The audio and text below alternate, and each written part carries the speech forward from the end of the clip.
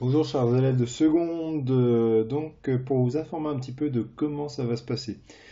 Vu que j'ai pratiquement terminé avec vous le thème d'histoire, moi mon idée ça va être effectivement donc de terminer le thème d'histoire avec les élèves qui sont au distanciel pour commencer la géographie avec les élèves en présentiel. Tout simplement parce que l'histoire, globalement, comme on a quasiment tout terminé, ça va être relativement rapide et relativement facile pour vous de terminer donc cette semaine sans moi, donc avec l'aide de cette vidéo notamment.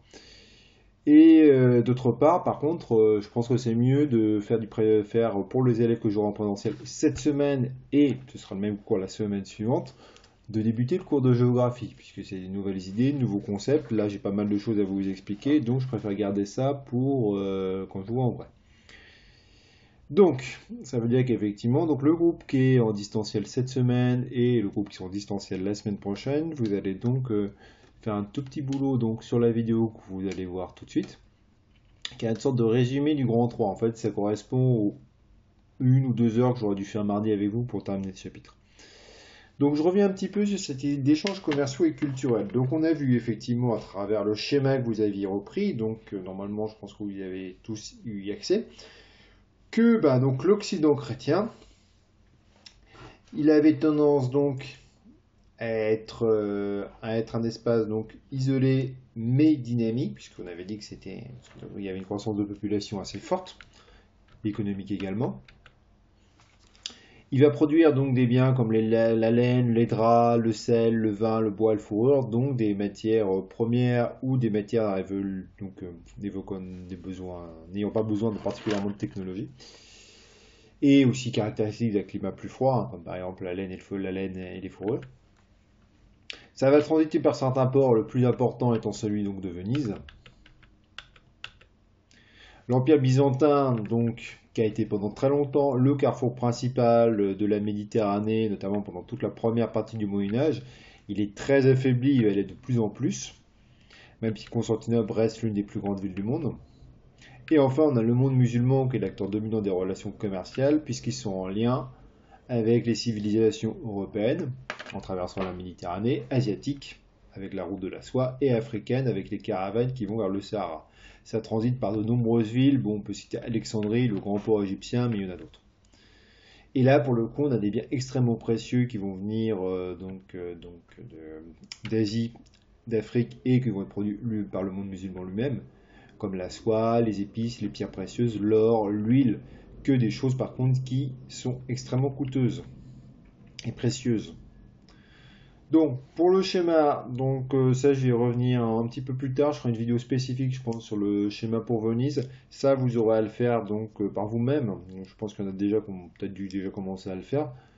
Donc ça je vous laisserai travailler, je reviendrai là-dessus pour une vidéo spécifique sur la correction de ce schéma-là. Donc Venise effectivement c'est la première puissance économique de l'Occident chrétien. Ça, on va y revenir. C'est sans doute l'une des puissances qui va tirer le plus profit, justement, des croisades et des échanges qu'il y a dans la Méditerranée. Alors, ce que je voudrais que vous reteniez, donc ce sera la dernière prise de note pour ce cours-là, en dehors de la conclusion, c'est qu'effectivement, les grands ports de la Méditerranée, les espaces disputés, donc c'est la Sicile, l'Espagne, la Terre Sainte, tous les endroits où effectivement il y a des conflits entre chrétiens et musulmans, ça veut aussi dire que c'est des endroits où ils se côtoient, des endroits où où ils cohabitent. Donc effectivement, il ne faut pas imaginer que c'est soit complètement divisé. C'est que effectivement, on a des chrétiens, des juifs, des musulmans qui communiquent entre eux. Et il y a forcément des influences. Par exemple, les chiffres indiens ils nous sont venus par l'intermédiaire des Arabes.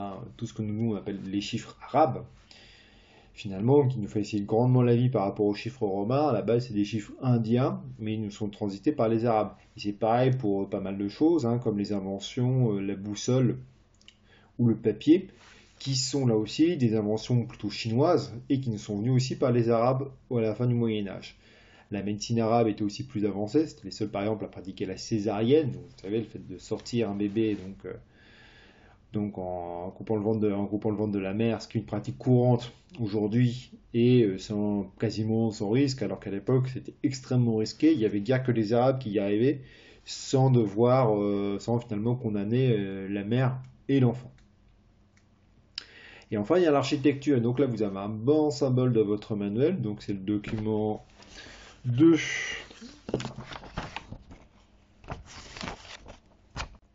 Pardon, je vais être mon manuel, j'ai oublié de noter la page. Document 2, page 83. Donc on voit effectivement deux tours religieuses, un minaret musulman marocain et un clocher chrétien à droite. Et on est donc espagnol. Et on est d'accord qu'effectivement, ces deux bâtiments, ils se ressemblent énormément. On a les mêmes couleurs, le même style, les mêmes créneaux, par exemple. Vous savez, ce qu'il y a au sommet de chaque tour, là, les espèces de dents qu'il y a au sommet de chaque tour. Les mêmes ouvertures quasiment de fenêtres. Ces deux bâtiments, on pourrait finalement les échanger. Il n'y a quasiment aucune différence. Et ça montre bien que ça, c'est ce qu'on appelle le syncrétisme, à savoir le mélange de différentes cultures pour arriver à quelque chose qui soit plus homogène, quoi. Et effectivement, en Espagne, c'est particulièrement important, quoi. Notamment, l'un des monuments les plus connus là-dessus, c'est la grande mosquée de Cordoue, puisqu'à la base, donc le Cordoue était la capitale musulmane, où ils avaient fait une grande mosquée qui sera transformée en cathédrale, mais les chrétiens garderont, et c'est encore heureux, l'intérieur de la mosquée, à l'intérieur de la nouvelle église, finalement, ce qui permet encore aujourd'hui de l'admirer. Alors, en conclusion, on a donc une Méditerranée qui est divisée. Ce qu'on avait vu dans le premier chapitre, c'est que l'Empire romain avait uni la Méditerranée, et notamment la culture gréco-romaine qui y était répandue. Par contre, c'est vrai que finalement, la religion la divise en plusieurs espaces. C'est vrai effectivement pour les chrétiens, c'est vrai pour les musulmans. Sunnites, chiites pour les musulmans, catholiques, orthodoxes pour les chrétiens. Donc l'espace qui va perdre là-dedans, c'est l'Empire byzantin. Parce qu'effectivement, il est pris entre un Occident chrétien qui est en expansion, un islam qui va être un peu revanchard, excité par les croisades, puisque forcément ils ont l'impression qu'ils ont été agressés par les chrétiens, ce qui fait qu'il va disparaître peu à peu pour cesser d'exister en 1453 quand les Turcs prennent Constantinople. C'est un lent déclin. En 1204, les chrétiens croisés pillent la ville de Constantinople pour rembourser les Vénitiens. Ça, j'y reviendrai quand je ferai la correction du schéma. Et finalement, pendant 2 siècles et demi, on a un long déclin. Et pour que finalement, en 1453, les Turcs finissent par prendre Constantinople, détruisant la ville, détruisant les remparts de la ville à coups d'immenses canons, les plus gros qui étaient faits à l'époque, et tuant l'empereur, puisque l'empereur byzantin meurt au combat en défendant sa ville. Ce qui est une mort relativement héroïque. Donc ce qui est important à retenir là-dedans, c'est qu'effectivement, l'Empire byzantin il va disparaître, ce qui laisse plus que 2 puissances qui sont en expansion, c'est l'Occident chrétien et le monde musulman. Et nous, ce qui nous intéresse évidemment en tant qu'Européens, c'est l'Occident. Et l'Occident chrétien, il a beaucoup appris des contacts violents et pacifiques avec le sud de l'est de la Méditerranée. On a des apports culturels, comme on vient de dire, qui sont importants. Il y a aussi des habitudes commerciales ou technologiques. Parce qu'effectivement, comme la boussole par exemple, ou les chiffres romains, ça va pas mal aider tout ce qui est scientifique et tout ce qui est navigation maritime. Et ça va être déterminant par la suite, parce que globalement, comme finalement on a des produits qui sont venus avec l'est de la Méditerranée qui circulent plus, comme les produits exotiques. Donc effectivement, on a des Européens qui s'y sont habitués et qui cherchent finalement les moyens d'en avoir de plus en plus. Et comme finalement les relations depuis la chute de Constantinople deviennent extrêmement négatives avec les Turcs, effectivement, les Occidentaux voient les prix des produits augmenter et ils se disent, écoutez, le mieux c'est de les acquérir par nous-mêmes sans intermédiaire. Et c'est pour ça que justement ils vont se tourner vers l'océan Atlantique, vers l'océan, parce qu'à la base finalement à ce moment-là, quelque part c'est l'océan tout court, on n'imagine pas qu'il y en ait plusieurs.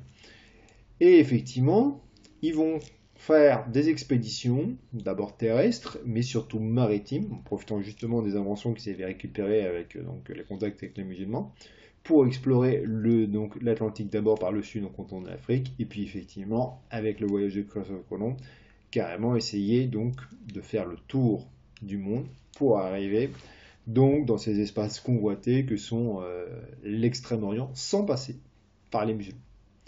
Donc ce qui est important de retenir, c'est que la fin du Moyen-Âge, elle va donc la fin du rôle central de la Méditerranée au bénéfice de l'Atlantique.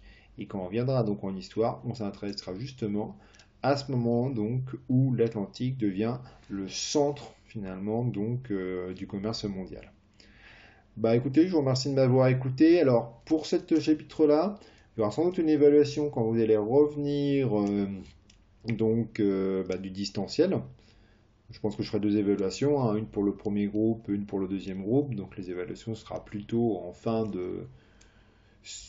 Donc 15 jours là, à peu près 15 jours, 18 jours pour le groupe là que je vois pas à ce moment, et un peu plus tard pour celui qui fera le chapitre aussi, lui aussi plus tard.